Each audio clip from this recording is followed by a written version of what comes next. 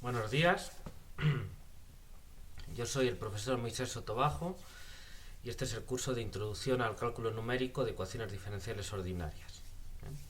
Hoy es jueves 4 de marzo, entonces tenemos una sesión de una hora y vamos a dedicar la teoría hoy. Bien, ya hemos pasado todo lo que tenía que ver con análisis de eficiencia, por fin, y hoy vamos a empezar, perdón, hoy vamos a empezar con el capítulo 3 que es convergencia de los métodos numéricos. ¿Bien? Entonces, comparto pantalla. Ok. ¿Pueden verme y oírme bien?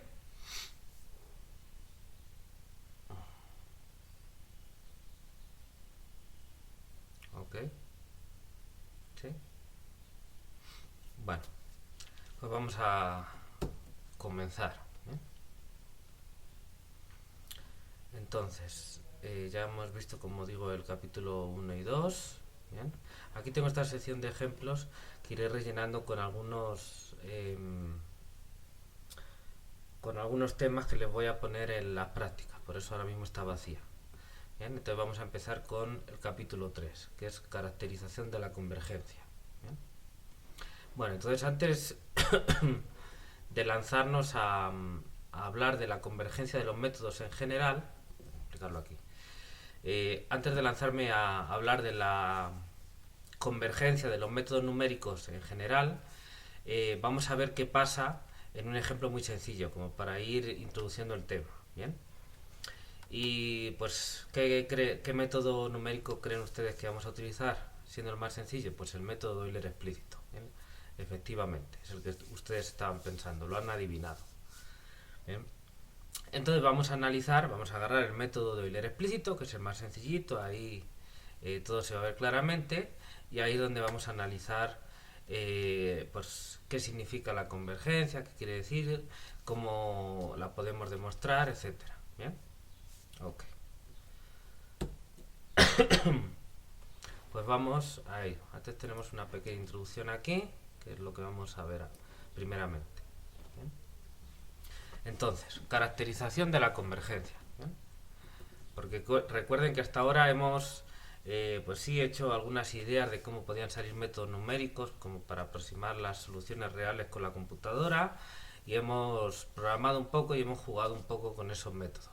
Pero ya, así, matemáticas puras y duras, digamos, no hemos hecho. ¿Bien? Hemos hecho algunas cuentecitas por ahí que más o menos justificaban las cosas y lo hemos probado con la computadora y nos hemos divertido mucho, pero pues eso digamos que no es lo que es, está bien, es interesante y en la práctica es lo que uno va a utilizar, lo que funciona, pero pues está la parte de rigor matemático que todavía no lo hemos hecho, que es lo que justifica que de verdad las cosas funcionan cuando así son, ¿vale?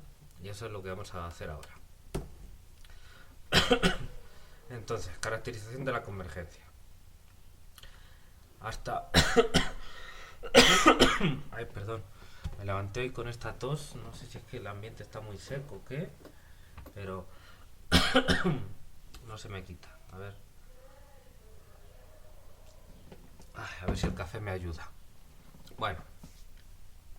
Hasta ahora se han visto algunos métodos numéricos para la resolución del problema de valores iniciales en forma normal, es decir, lo que denotamos PVI, o problema de Cauchy, que viene dado en la definición 12. Perdón. Estos métodos se dedujeron de forma elemental, en lo que vimos en el capítulo 2, pues en su construcción únicamente intervinieron hechos sencillos del cálculo infinitesimal clásico. Bien, nada más.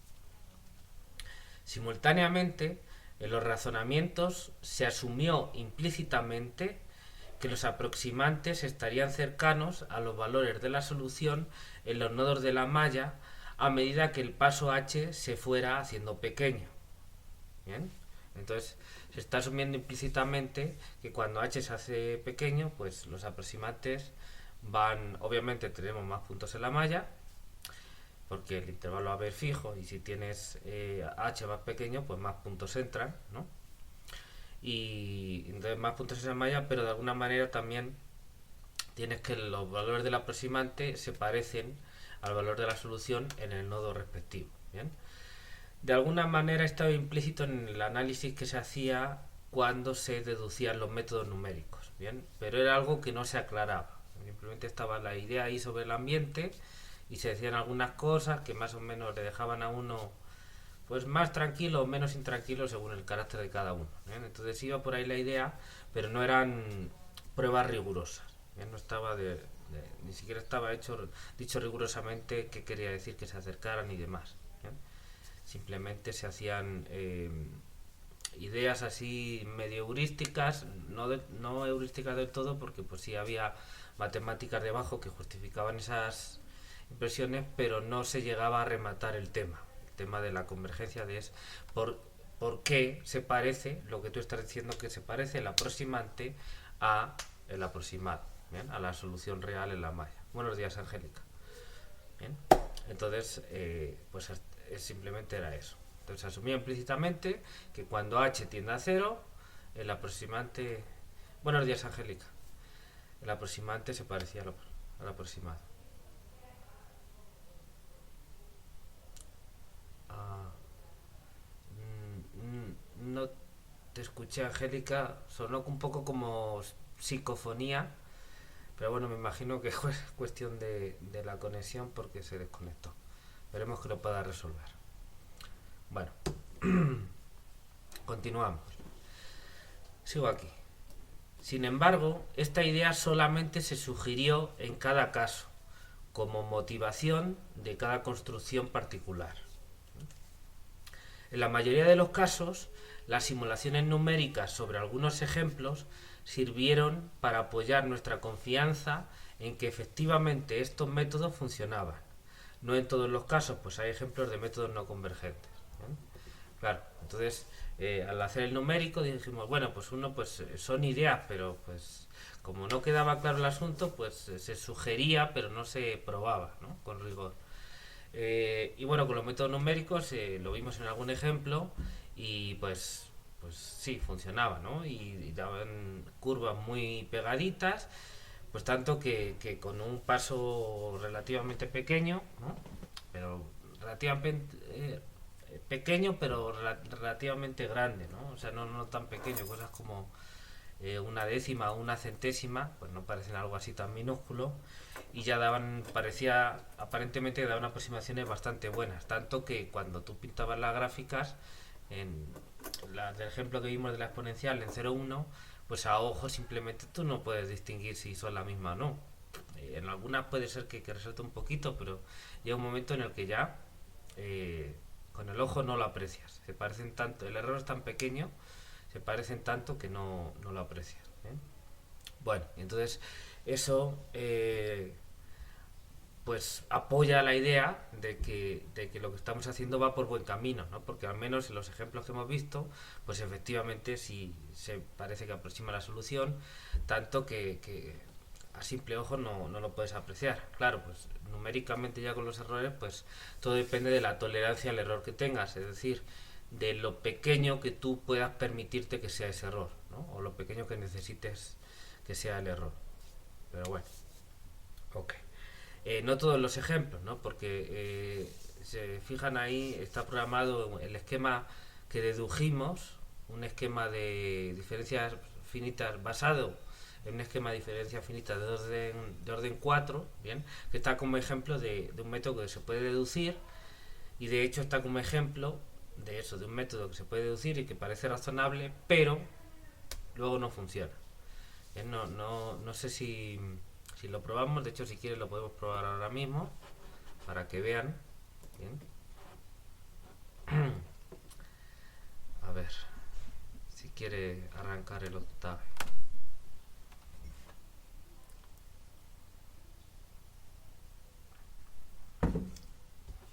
Vamos a ver.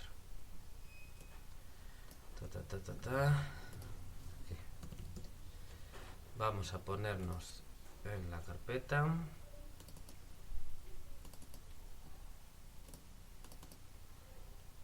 Ok. Entonces vamos a ver. Teníamos, fíjense, es el esquema este. aquí, método diffin 4 lo llamé yo, ¿no? Y entonces eso corresponde a este método, ¿no? Aquí, un método multipaso basado en un esquema de diferencia finita de 2 en 4, ¿no? Entonces, si recuerdan, aquí lo deducíamos y al final se llegaba a un esquema numérico que venía dado por esta recurrencia. Bien, entonces pues bueno, todo parece bien. Estamos aproximando la derivada, aquí la derivada, por un esquema de diferencia finita de 2 en 4, se toman 5 puntos vecinos. Bien, se obtiene, se resuelven estas ecuaciones, se plantean, se resuelven y se obtiene este esquema de aproximación de la derivada, y con eso se despeja, ¿no?, en la ecuación diferencial, digamos, y se obtiene el método numérico. Básicamente eso es lo que hacíamos. Y uno puede decir, bueno, pues perfecto, otro método, y además como es de orden 4, pues seguro que funciona estupendamente bien, ¿no? Porque los errores serán como de h a la cuarta, ¿no? La aproximación entre lo que estoy poniendo como derivada y la derivada real, pues es como del orden de h a la cuarta, que cuando h sea pequeño es bastante pequeño. Pues sí, ¿no? Parece, ¿por qué no? Igual que los otros. Bueno, pues sí, pero uno llega a implementarlo en la práctica y, oh sorpresa, pues no funciona. ¿Bien? Luego veremos qué está pasando, pero de momento vamos a ver que, pues, que no funciona, ¿no? Entonces, vamos a ejecutarlo para que lo vean, ¿no? Entonces, a ver, hay que poner una F. Por ejemplo, lo voy a probar exactamente con los mismos datos que probábamos los otros que funcionaban tan bien, ¿no? Para que vean la comparación. Entonces, bueno, voy a poner n igual a 20, ¿no? Para empezar. Ok, entonces vamos a ejecutar esto y vamos a ver qué sale. Bien. Y entonces, pues aquí me está dando la malla, 0, 1, los valores de la solución, número de evaluaciones, tiempo. Y por algún motivo no está haciendo la gráfica, que la estoy cerrando.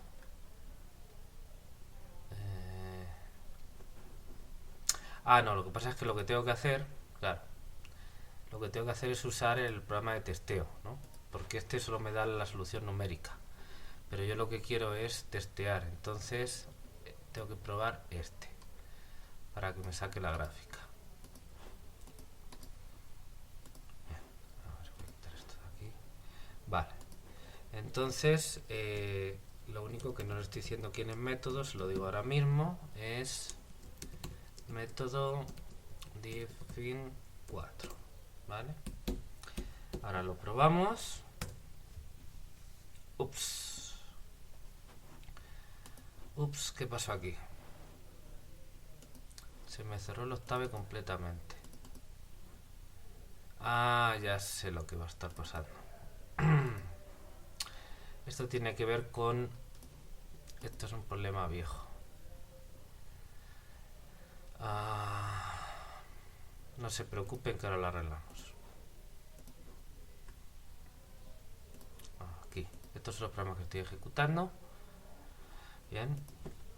Lo que pasa es que tengo que poner las herramientas gráficas adecuadas.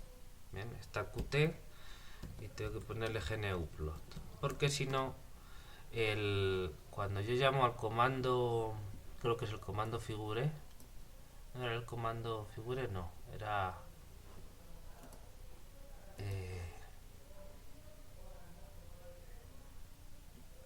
no sé si era el comando figure o el print o algo así, no recuerdo ahora, que le hacía, no era figure, era algo relacionado con figure, pero no recuerdo el qué.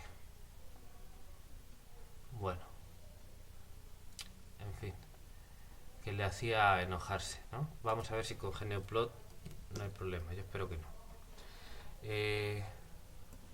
Entonces vamos a copiar esto todo, si no, no va a ir bien. A ver, vamos a poner los datos.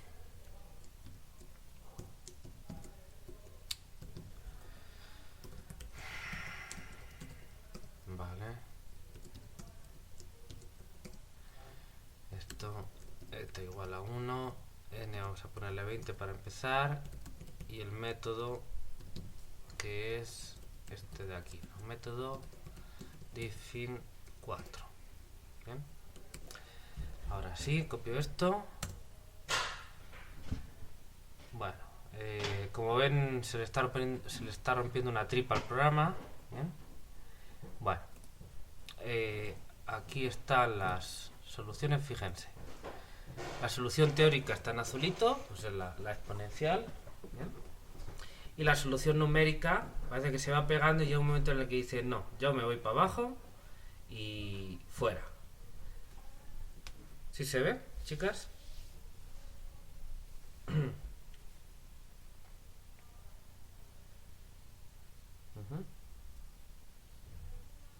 ¿Sí me siguen? Bueno, pues eso. Dice, me voy para abajo y desaparezco por el eje X y ya está. Nunca se supo de... Bueno, este es el valor 1, esto no es el valor 0, pero vamos, tiene pinta de que va hacia abajo. De hecho, y la diferencia se ve bien, fíjense. La diferencia, pues, ¿cómo será que por aquí ya baja y se va separando? Pero se ha de separar tanto, que en la escala es prácticamente 0 comparado con los valores en 1. Es decir, fíjense, y esto es como, este valor es del orden de 10 elevado a 12. ¿Lo ven? 10 elevado a 3 y pico por 10 elevado a 12. O sea, un valor enorme. Entonces, bueno, uno puede decir, bueno, a lo mejor, no sé qué estará pasando. De hecho, fíjense, aquí está el valor de la malla, ¿no? Los valores de la malla y el valor del aproximante. Empieza en 1 y efectivamente va subiendo, parece que va bien la cosa, y de repente aquí ya toma un valor pequeñísimo, porque esto es 0.17, que comparado con el 1 y pico que llevaba, pues es muy más pequeño, ¿no? Y nosotros sabemos que, bueno, la solución es la exponencial, pues eso tiene que subir desde 1 hasta el número e, que es 2 y pico, ¿no? Pero, pues no, aquí de repente se estropea y ya aquí directamente toma el valor menos 7. Bien, luego aquí menos 69 y ya empiezan a crecer estos valores negativos, como ven, o sea que va hacia abajo, y ya pues en cada paso aumenta prácticamente un orden de magnitud. ¿Lo ven? O sea, en un paso casi se está multiplicando por 10 en cada paso. Y si eso ya va para abajo, terriblemente, ¿no? Va hacia menos infinito. Desastre. Bueno, ¿será porque a lo mejor el n es demasiado pequeño, es decir, el h es demasiado grande? Bueno, vamos a probar con un h más pequeño, a ver qué pasa. ¿Bien? Entonces yo tengo aquí n igual a 20, vamos a poner n igual a 100. ¿Bien? Mucho más grande. Ejecutamos. ¿Bien?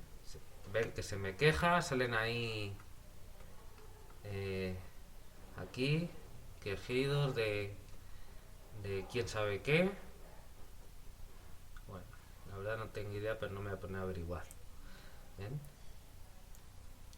Bueno, aquí tenemos la malla con 101 puntos y el valor de la solución, y aquí parece que pasa lo mismo, ¿lo ven? Aquí ya empieza en 0.72 y ya toma valores negativos y ya va bajando, solo que ahora ya va hasta menos 6 y pico por 10 elevado a 82. ¿Bien? O sea, horrible, horrible. Vamos a ver la gráfica, pero horrible. Bien. Ah, y no la cerré. Entonces fíjense, bueno, está bien, porque la solución teórica obviamente es la misma, es la que está en azul y en amarillo. El amarillo está tapando al azul, que es esta. Y la de antes es la, si no estoy mal, la que está como en rojo o naranjita. Esta de aquí parece entre rojo y naranja. Bueno, y ahora la numérica con n igual a 100 está en morado. Y fíjense, antes, bien, o sea, en unos cuantos pasos, pero claro, como el paso es más pequeño, pues antes hace así y ya va para abajo. Y ya se desvía completamente de la solución teórica. Y aquí fíjense la diferencia, ¿no? Crece tanto, esto es como 10 a la 82. O sea que el 10 a la 12, pues quién sabe dónde esté, aquí abajito, ¿no? o sea, pegadito al 0 para nuestra idea. Ahí está. Bueno, pues eso es lo que está pasando. Entonces, si ya con el ejemplo más sencillo ese método no funciona, pues lo normal es que sospechemos que ese método, aunque parece en teoría que van a ir las cosas bien, pues no. Y efectivamente ese método, el que estamos usando ahora, basado en esquema de diferencia finita de orden 4, no es un método convergente. Entonces al principio la idea era halagüeña, pero uno hace la prueba y no. ¿Bien? Y luego cuando hagamos el análisis de convergencia volveremos a ese caso, bien, ya cuando hayamos visto los resultados y las ideas que hay ahí, y eso nos ayudará a entender por qué este método funciona tan mal, o sea, es desastroso, es decir, que ese método no sirve para nada. Está ahí en las notas como contraejemplo de algo que puede parecer que va a ir bien en un primer momento, pero no funciona. Está únicamente por eso, ¿vale? Ese método no sirve para nada, ese método numérico, no es convergente. Entonces no lo deben usar porque lo que les salga es completamente erróneo, probablemente, ¿no? Salvo que por chiripa, así, no sé, salga algo parecido. Pero vamos, no sirve ese método para nada, ¿de acuerdo? Está como contraejemplo, nada más.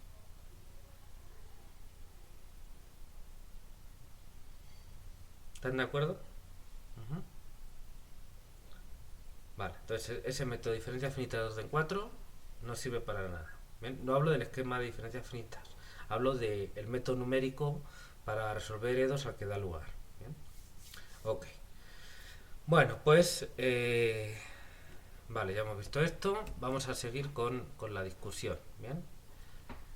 Entonces volvemos al capítulo 3, que lo tengo aquí al ladito. Ok. Vale. Bueno. Entonces, continuamos aquí. Sin embargo, nada de lo dicho hasta ahora puede garantizar que en cualquier ejemplo razonable, es decir, bajo hipótesis suficientes, la situación sea la misma. ¿Bien? Es decir, volvemos al hilo de lo que estábamos hablando antes.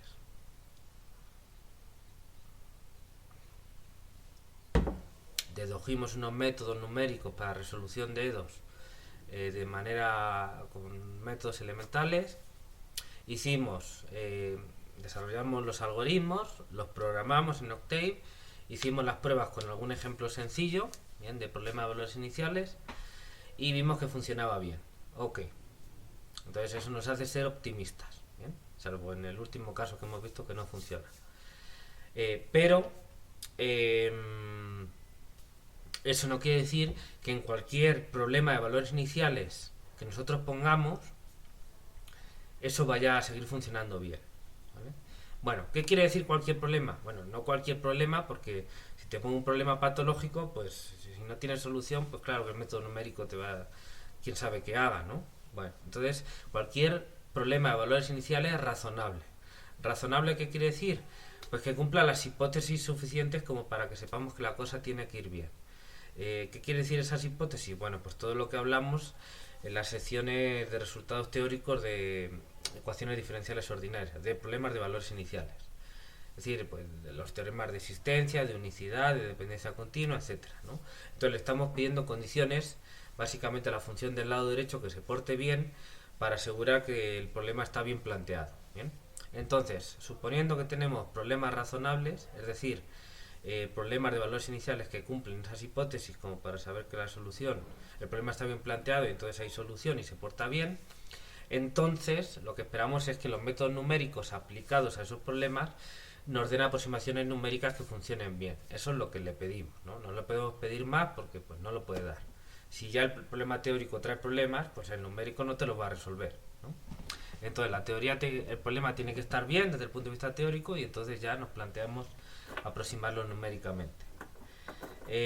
Entonces, nada de lo dicho anteriormente, de las pruebecitas que hemos hecho con la computadora y demás, pues sí, muy optimista todo, que bien funciona, pero nada nos asegura de que en cualquier problema que nos den así razonable vaya a pasar lo mismo, es decir, vaya a seguir funcionando bien.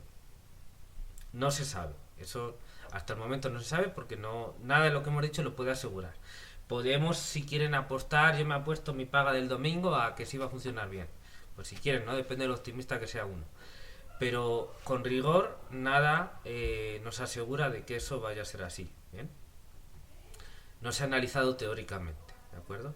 Incluso luego aunque uno lo tenga analizado teóricamente, en la práctica luego pueden pasar otras cositas que no tiene que mirar con detalle y comprobarlo, ¿no? Pero al menos los análisis teóricos pues ya te aseguran de que hay ciertas cosas que han de pasar si el análisis teórico está teniendo en cuenta todos los factores importantes. ¿Bien? Bueno, entonces eso es lo que vamos a hacer ahora. Pero hasta ahora no quiero que entiendan esto. Nadie nos asegura que los métodos vayan a funcionar bien con cualquier problema numérico razonable que pongamos. ¿Bien? De hecho, esa es la importancia de los análisis teóricos. Por eso estoy aquí hablando de todo esto. Para motivar, justificar el análisis teórico que se va a hacer. Que no es por gusto. Es para que uno tenga la certidumbre de que esos métodos tienen que funcionar bien. Ciertos métodos. Bajo ciertas condiciones. ¿Bien? ¿Sí se entiende? ¿Sí me siguen? Lo repito porque creo que es importante. Para hacer énfasis. ¿Sí, chicas?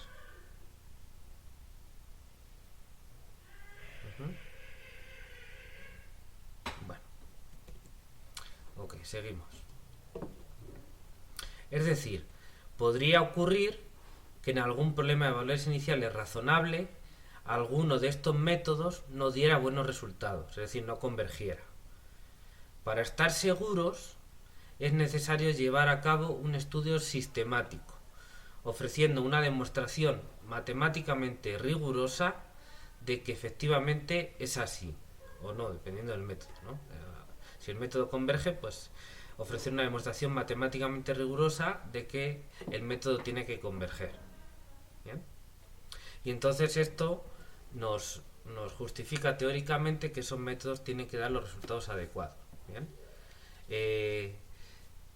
Luego hay un salto a la práctica. ¿Por qué? Porque cuando uno está trabajando con la computadora, ¿bien? Pues ya no está trabajando con objetos abstractos, como son el concepto de número en matemáticas, sino está trabajando, ¿verdad?, como con representaciones físicas de esos objetos abstractos, ¿no? Entonces cada número lo estamos representando con secuencias de bits, ¿no?, de ceros y unos. Entonces ahí puede haber un brinco porque pues realmente el número que está representando no es ese, sino que es otro con un cierto error de redondeo o un truncamiento. Entonces y las operaciones igual se realizan con ciertos errores y demás. Entonces pues uno hace el análisis teórico pensando en que está teniendo las cosas que hay que tener en cuenta, las está teniendo en cuenta, ¿bien? Pero luego hay veces que uno, de la teoría a la práctica, en el numérico, se da cuenta que hay discrepancias, ¿no? Y entonces tú piensas que algo debería ir bien, pero en el numérico no va bien. Y la computadora te empieza a sacar cosas que no te esperabas, ¿no? Que parecen no tener sentido. Bien, normalmente eso ocurre, salvo que hayas cometido un error y algo lo hayas puesto de verdad tú mal. Si todo eso tú lo has puesto bien, entonces lo que suele ocurrir, normalmente lo que puede estar ocurriendo, es que hay algún fenómeno que tiene que ver con esos redondeos, con esa representación física, representación digital, computacional, de esas cantidades abstractas, de esos números, ¿no? De esos números o vectores, etcétera, que son distintos y que esa discrepancia está de alguna manera por algún mecanismo afectando al comportamiento de esos objetos. Y entonces, como los objetos no son exactamente los mismos que tú representas teóricamente, se piensan como errores de redondeo o como quieran pensarlo, pero no son los mismos. Entonces su comportamiento ante ciertas operaciones, que además están definidas de una manera distinta, no es lo mismo la suma teórica abstracta de dos números reales que la suma de dos números en coma flotante de la computadora. Tienen propiedades distintas por el redondeo y por todo eso. ¿Bien? Entonces, aunque pues, por lo general se comportará de manera muy aproximada, pero hay veces que puede haber discrepancia. Entonces, eso es lo que produce efectos. ¿Bien? Y entonces, en el análisis teórico, si te das cuenta de que algo está pasando, tienes que ver qué está pasando, entenderlo y tenerlo en cuenta en el análisis para modificar tu análisis para que tenga en cuenta eso. Bien, eso es lo que ocurre. Pero bueno, en cualquier caso, salvo que alguna de estas cosas ocurra, muchas veces no ocurre porque no llega a afectar lo suficiente como para cambiarte el resultado que esperas. Entonces el análisis teórico te da la certidumbre de lo siguiente, de que si tú en la computadora pudieras representar las cantidades que estás diciendo teóricamente, ese método nunca fallaría para un problema que cumpla tus hipótesis. Nunca. Imposible que fallaría. Porque estás dando una demostración matemáticamente rigurosa de que eso tiene que ser así, de que converge. Y entonces, pues no puede ser de otra manera. Entonces, lo que puede ocurrir al llevarlo a la práctica, como digo, es que las cantidades que tú estás poniendo no son exactamente las que tú estás teorizando.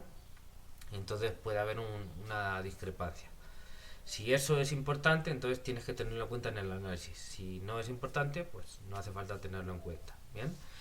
Pero el papel ahí de la teoría matemática, del cálculo numérico, es eso, darte la certidumbre de que si tú pudieras representar bien esas operaciones matemáticas, o sea, con precisión infinita en la computadora, entonces el método necesariamente tendría que ir bien para cualquier problema, cualquiera uno que nunca haya resuelto jamás en la historia del mundo.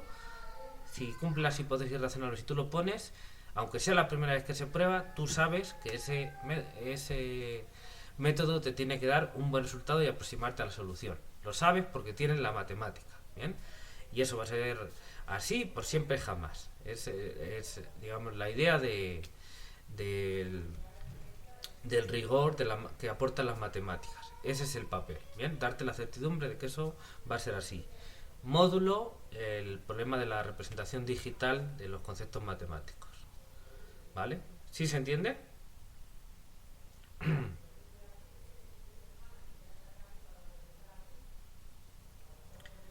Perfecto. Muy bien. Ok. Sirva de ejemplo, ¿vale? Parece que las estoy aquí adoctrinando. Bueno, nada lejos de mi intención. Solo les doy mi punto de vista, es el de muchos otros, para que lo puedan someter a su juicio y ya si les gusta se lo quedan y si no les gusta pues digan por qué. ¿Bien?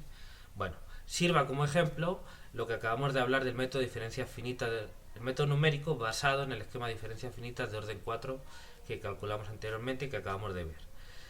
Aparentemente todo parecía muy bien, estoy aproximando la derivada con orden 4 y entonces pues despejo de ahí y obtengo un método numérico para la solución del problema de valores iniciales.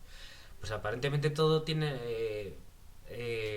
parece que tiene que ir bien, ¿bien? Y yo inclusive podría haberlo probado, a lo mejor no para el ejemplo que puse, que ya hemos visto que va mal, para algún otro ejemplo que por casualidad del método, por los motivos por los que va mal, ahí no estén ocurriendo y entonces pues el método te da una buena aproximación. Eso puede ocurrir perfectamente, ¿bien?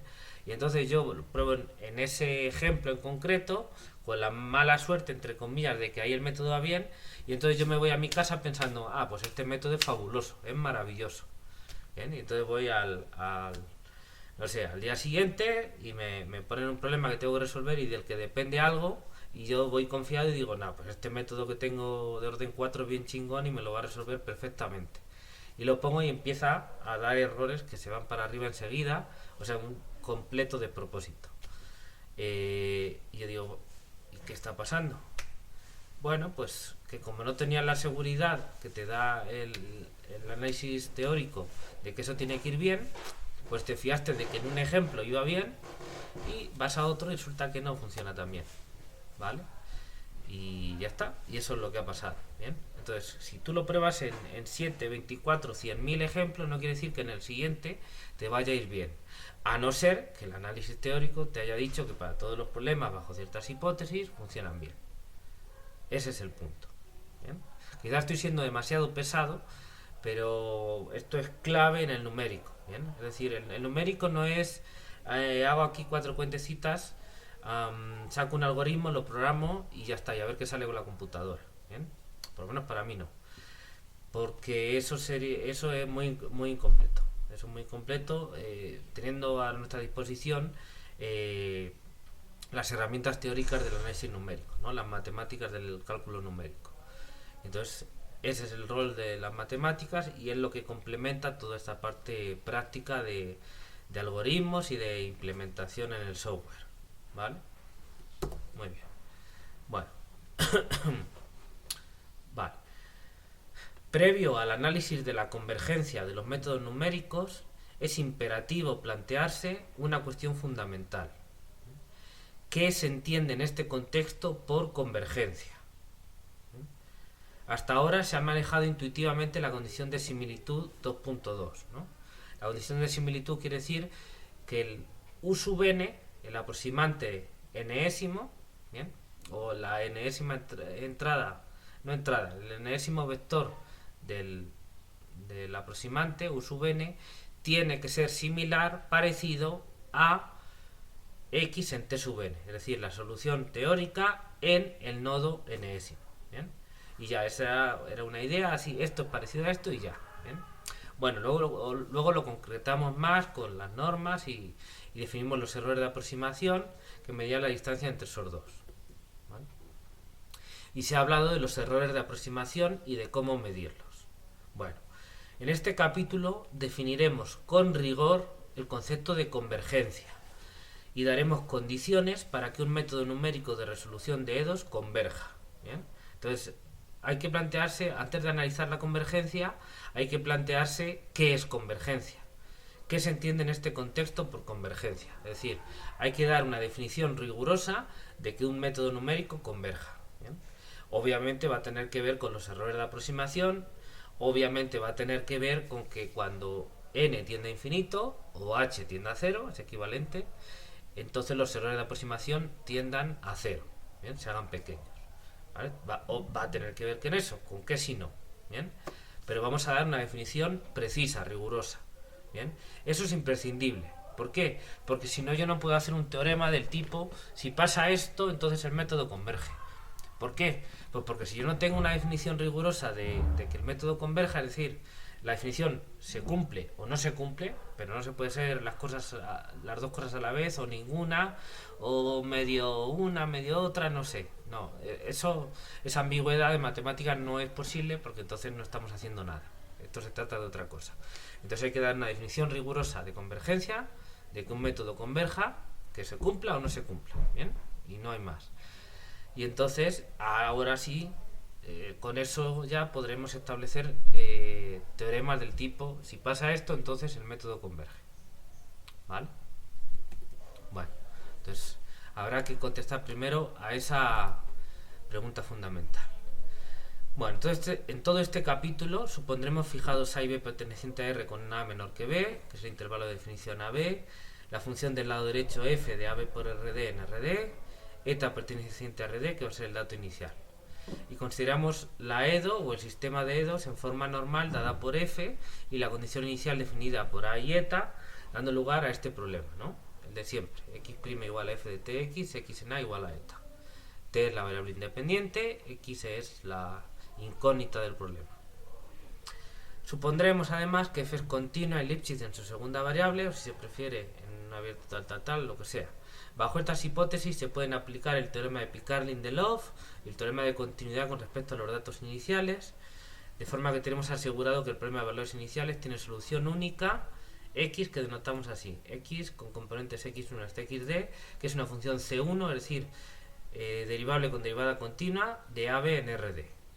Y que esta solución x depende continuamente de los datos iniciales, es decir, esta x depende del eta que yo estoy poniendo aquí. Si cambio un poquito el eta, cambia un poquito la x, ¿bien?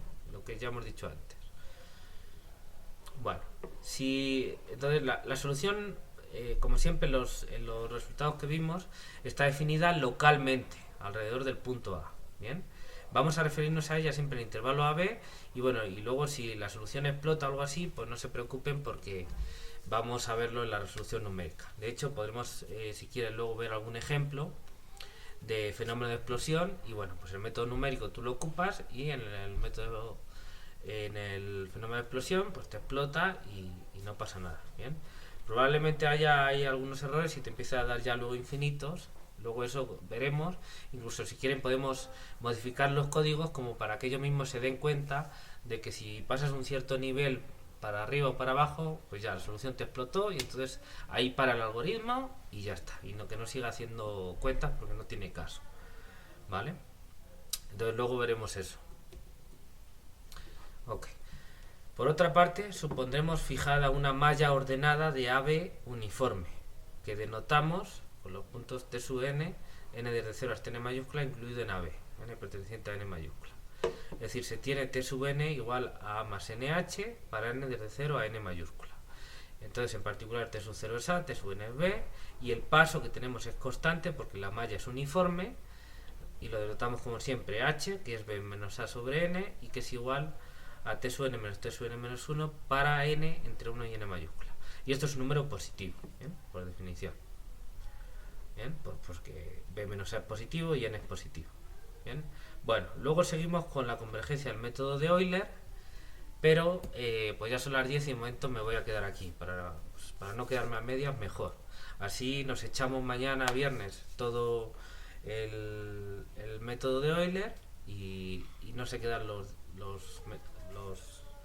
temas colgados entre 2 días, ¿bien? Así como partidos en 2 vídeos y demás. Mejor así. ¿Bien? Entonces, bueno, de hoy espero que haya quedado claro el tema del papel.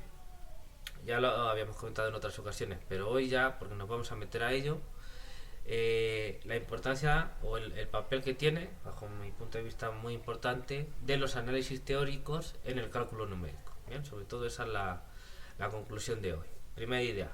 Y segunda idea, para analizar la convergencia, primero tenemos que definir bien lo que es convergencia, una definición rigurosa. ¿Bien? Y luego ya después analizamos la convergencia o vemos qué resultados se pueden hacer ahí, resultados matemáticos. Bien. Y tercera idea, lo que ya les he comentado, que tiene que ver con el punto 1, del salto que puede haber y por qué puede ocurrir de los resultados teóricos a las aplicaciones prácticas, ¿no? Y es por un tema de que lo que se calcula es una representación física digital de los objetos teóricos. O va bien al revés, los objetos teóricos son representaciones abstractas de lo que en realidad uno va a calcular en la computadora. Y es en esa discrepancia en la que hay que moverse de la teoría a la práctica. Bueno, pues ya terminamos por hoy. ¿Alguna pregunta?